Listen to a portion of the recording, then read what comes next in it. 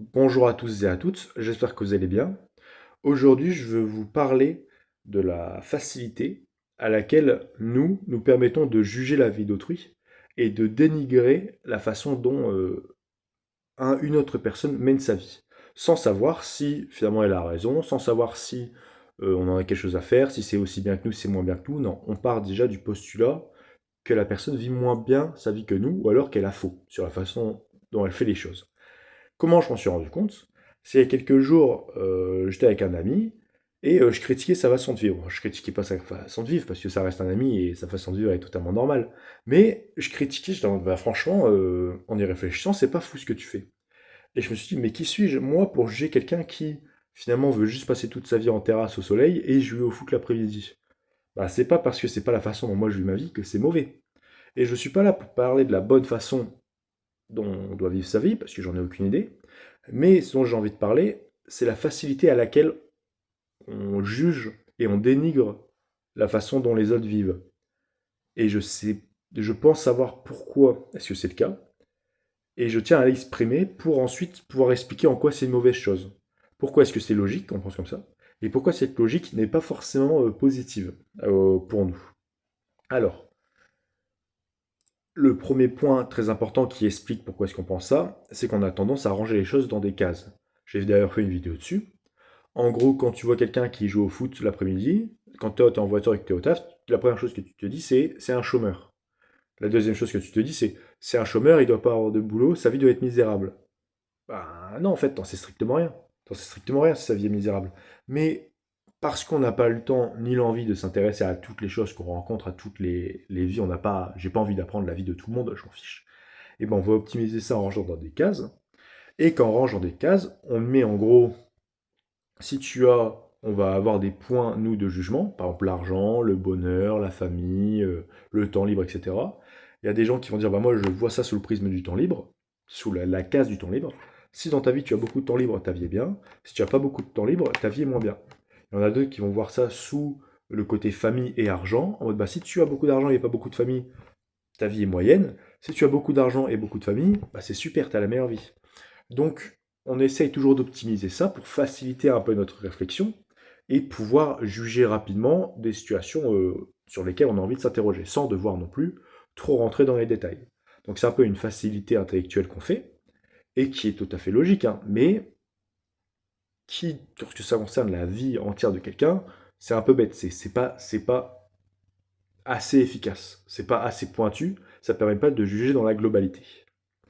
Le deuxième point qui est très important, c'est là, quand on juge la vie de quelqu'un d'autre, c'est notre ego. Notre rapport à l'ego, j'ai d'ailleurs encore fait une vidéo là-dessus, décidément, c'est que si moi demain, je travaille tous les jours et je gagne beaucoup d'argent, mais que je suis pas bien. Et à côté de ça, quand je vais au travail, je vois mon voisin qui fait du foot. Lui est chômeur et gagne pas beaucoup d'argent. Et ben, mon ego va pas supporter que j'ai eu tort et que ma façon de vivre n'est pas ce qui me rend heureux.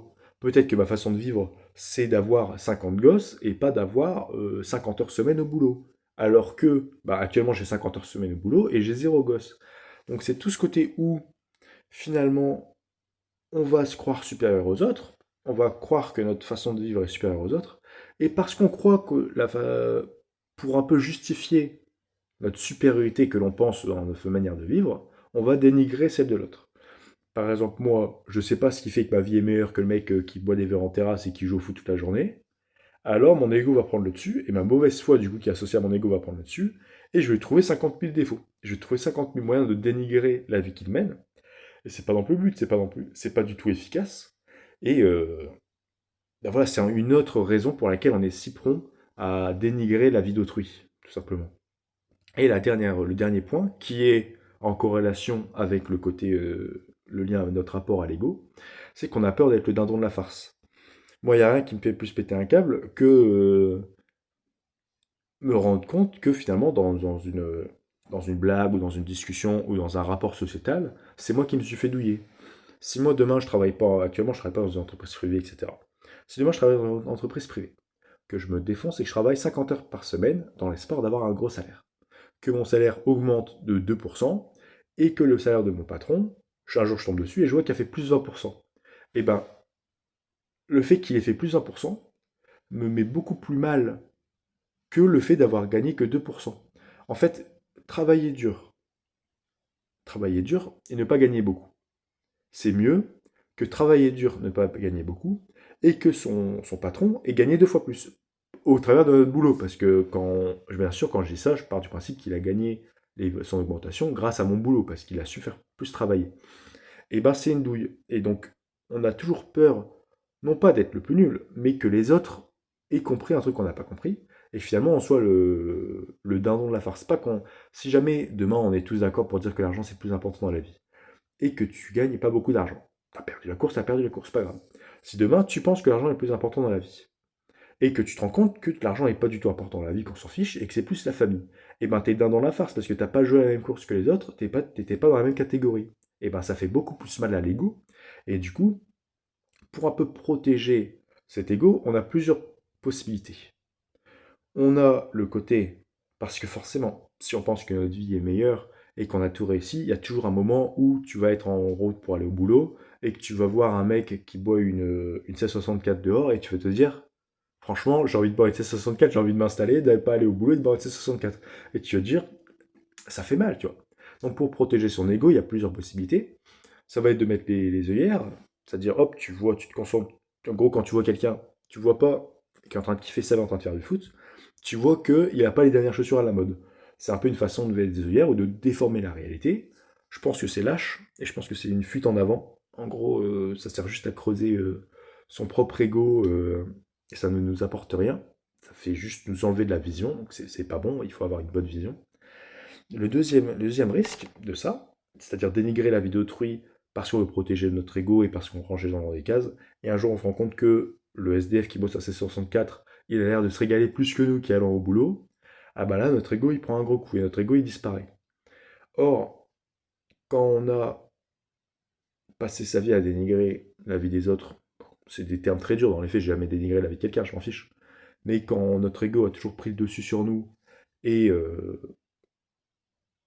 on nous a on s'est vu comme supérieur aux autres, et quand on se rend compte qu'on est à leur niveau, voire en dessous, et ben plus on s'est mis sur un pédestal, plus la chute est longue, plus la chute est dure.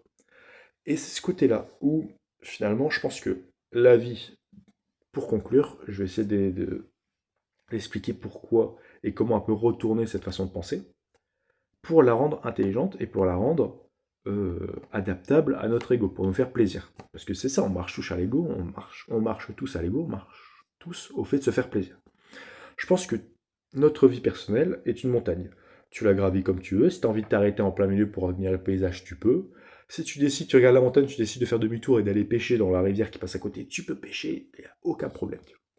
Mais au fur et à mesure, si tu pêches, eh ben, tu vas remonter le courant. Et au fur et à mesure de notre vie, on gravit des échelons. On gravit des échelons non pas par rapport au monde autour de nous, mais par rapport à la montagne que l'on est, par rapport à nos capacités.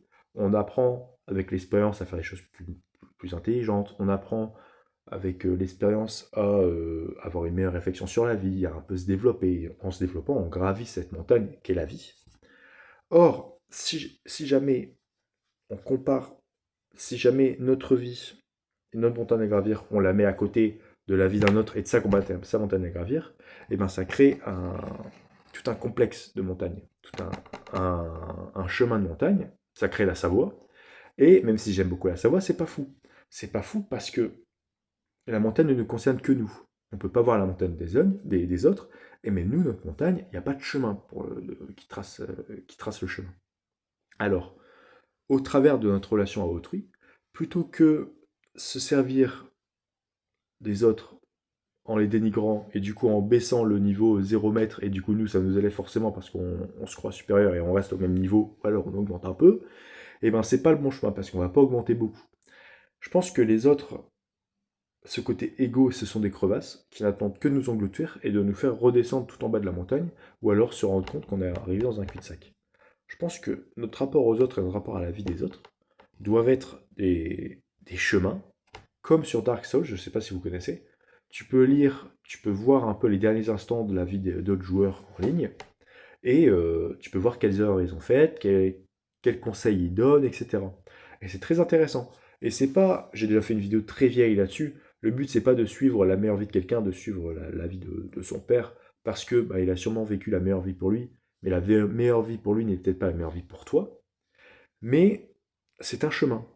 Et un chemin, ça te permet de voir la montagne sous différents angles. Ça te permet d'accéder à certains points dans la montagne auxquels tu ne serais pas passé en temps normal. Par exemple, si moi, ma montagne, je prends que le côté argent de la montagne et du coup, je suis en harnais et tout et je gravis. Puis à un moment, je me pose et je vois mon papa qui m'invite à faire un barbecue et qui a plein de copains avec. Et ben ça m'ouvre une zone jusque-là que je connaissais pas, qui va être une petite carrière barbecue avec copains. Et je me dis, c'est génial, maintenant je sais comment aller à cette carrière barbecue copain, parce que le chemin a été éclairé par mon père. Et c'est bien, et c'est toutes ces expériences-là qui font qu'on découvre notre montagne, et en la découvrant, on la gravit de manière assez logique. Voilà. Je me suis un peu perdu sur l'explication de fin, mais j'espère que ça a quand même été assez clair. Sur ce, je vous dis à la prochaine. Bye.